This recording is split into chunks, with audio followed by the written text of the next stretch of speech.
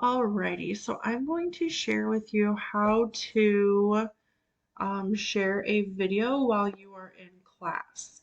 So over here on the right hand side, open your panel. I always detach my participant list, so normally it's over here, and so it's across the bottom. But I always take it and put it over here. That way I can see everybody and see the chat. So what you're going to do is you're going to come down here when you're ready to share your video. You're going to click Share Content and you're going to click Share Application Screen.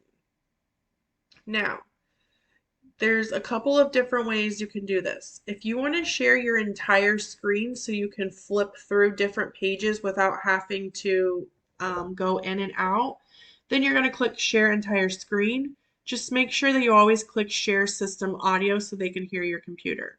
Another way you can do it is already have your video open and you're going to click Chrome tab and you're going to find the link that has your video. So here is my video right here. And you can see up at the top that I already searched for that video and already had it open in a new tab. So click the video you want to share. Make sure the Share tab audio is checked and click Share. Okay, it's going to bring you to the tab that you're sharing. If you go back to your classroom, so I clicked on the tab, you can see that it shows all of this and you don't want your kids looking at that or the comments.